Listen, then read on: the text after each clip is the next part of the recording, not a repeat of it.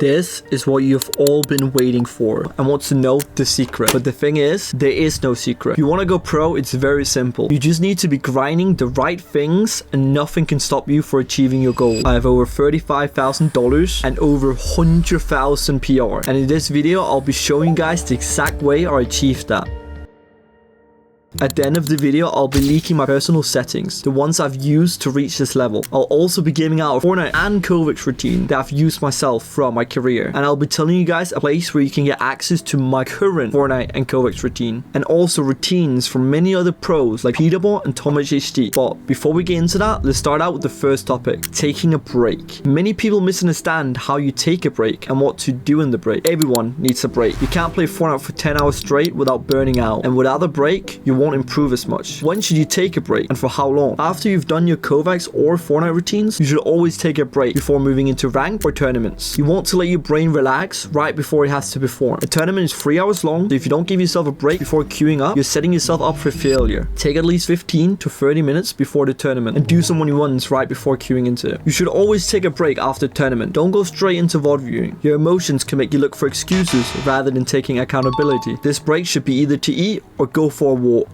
This refreshes your head and makes you think more clearly when you VOD review. I promise you, this trick will make you learn much more from your VODing sessions. When you aren't playing the game at all and taking a longer break, this could be because of school or other reasons. Many people tend to watch videos that aren't Fortnite related. This habit needs to change. If you really want to go pro, you need to be obsessed. You have to spend every moment of your day thinking about Fortnite. And yes, this does sound cringe, but this is what it takes to become a pro. Pros watch other pros tournament or even think about their own tournament in their head and make sure they're ready for the next one. Next step is schedule. You need to learn how to schedule your days so you don't end up wasting multiple hours. When you're trying to become pro, every hour you spend on your PC matters. If you're either in school or only have like 6-7 hours a day to play Fortnite, you can still make it, but you have to understand what to spend that time on. So let's say you have 7 hours to spend. The first hour should be spent warming up. This is where your Fortnite or Kovacs routine comes in play. If you don't have one yourself, I'll later in this video share one that you can use. The next hour should be spent on either 1v1ing one of your friends, and if you don't have any friends, I would spend that time on Headshot Boxfight map or Mortis Turtle FFA map. If you're a fragger, I would spend the next hour playing rank and focus on taking as little damage as possible. But if you're an IGL like me, you should spend that hour on VOD reviewing your own games or find a pro with your playstyle and VOD review them. If you play aggressive, I would VOD review a team like Shark and Teeny. And if you're a passive team like me, you should VOD review my games. And I'll always be open to answer some of your questions on my Twitter. No matter your role, you should always spend at least 1 hour a day playing scrims. Scrims is where you practice what you've learned, and it's the most realistic way to practice for a tournament. But as you can see, there's still 1 hour left that I haven't mentioned. This last hour should be spent on breaks throughout the 6 hours. This could be 5-minute breaks or one long 30-minute break. If you have longer time on your day, this time should be spent on working on your weaknesses. So if you have bad aim, you should spend more time playing Kovacs. And if your game sense is lacking, spend more time in replay. The next step is VOD reviewing. And yes, VODing is boring. This is one of the things many players don't do, but it's also what separates the good from the great. Many players don't even know how to VOD review. They look for the small mistakes rather than the core issue. And yes, Fortnite is an RNG game, but if you look really closely, most times you'll find a way that you could have prevented your death either close to your death or a long time ago. Many times your death isn't about the recent 10 seconds of your fight. It's the mistake that actually happened 3 minutes ago. You might have put yourself in a bad position, or maybe you've kept taking a fight that wasn't worth it. Understanding when to leave a fight is a skill many players don't have. You see a lot of pros keying and getting many kills. This could make you think that you have to key to do good, but no. What players don't see is that even pros disengage. If they lose the advantage in the fight, they most times leave it and recover, and that's called discipline. When you VOD review, you should also look for ways your fight could have been easier. If you beam someone for 100 damage before the fight, the pressure is on the opponent, not you, and that gives you a huge advantage, and most times wins you the fight. When you're VOD reviewing endgame, your biggest focus should be looking for when you lost all your mats, because most times there's a situation where either you get lobby sprayed or you ended up wasting a lot of mats on a single rotate. When you're VODing, you should look for these situations and try to find a better solution so you can use that in future games. The next step is scrims. Players who are really trying to get better play scrims. Scrims are there to put you in an environment as close to what you would experience in a tournament, so you need to take these scrims serious. Always make sure both you and your duo is on on the same page loading into the scrims. So ask yourself, what are you trying to get better at and why are we playing it? You need to both be trying your best and make sure both you and your duo is working on getting best at their role. If you're an IGL, your focus should be getting better at your rotate and finding surge the best way. If you're a fragger, your main focus playing scrims should be practicing your aim when getting surge and taking as little damage as possible. Don't be that fragger that tries to fight everyone in scrims. Scrims are not for that. Scrims is to make sure when you do need to fight, you're ready and gets the job done.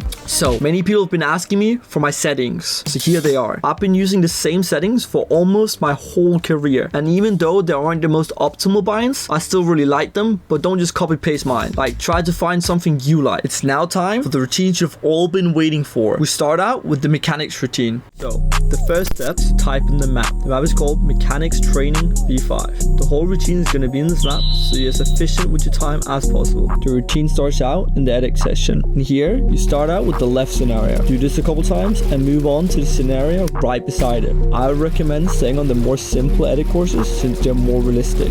But let's move on to the next one. Remember, you need to have good crosshair placements when practicing your mechanics. The next edit course is the one beside it. And again, do these edit courses a couple times. It all depends on how much time you have on your hands. But when you're done, turn around and do the quad edits. Again, keep the scenarios simple and just focus on getting faster each time. When you're done, move into the P section and do every map.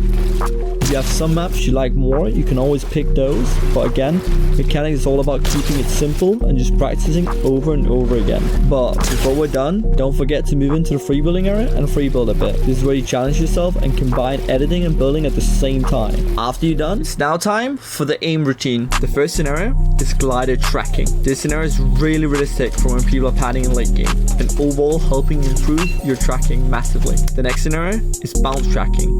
This is for when players are crash padding. It's one of the best scenarios in the current meta, since mostly everyone uses crash pads. After the scenario, it's time to move on to shotgun aim. So let's start with reaction flick. Here, you're pushing your reaction time and aim to the limits and making your aim bulletproof in surprising moments. Now, we move on to wall replace. And as you can imagine, this scenario is very realistic to what you meet in game and great to spend a lot of time on, since it will make you feel very familiar in a situation like this. When you feel done with these maps, you can leave and type in headshot box fights into the search bar and queue into the map.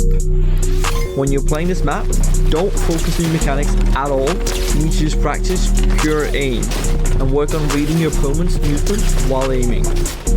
I would recommend spending a lot of time in this map, since it's a really great way to practice your aim against realistic movement. The routine is now done. But before the video ends, if you want my personal Fortnite routines for mechanics and aim, you can find it on aimprove.net. On this website, you can also purchase Corex routines used by your favorite pros like Pixie or Rico, and many other pros, even myself included. But before I leave you guys, I want to say thanks for all the support on my last video. It really means the world to me. If we reach 1,000 likes on this video, I'll give you guys the best guide how to play on high ping. So if you're a player struggling with your ping, some of the tips I would tell you could be a game changer.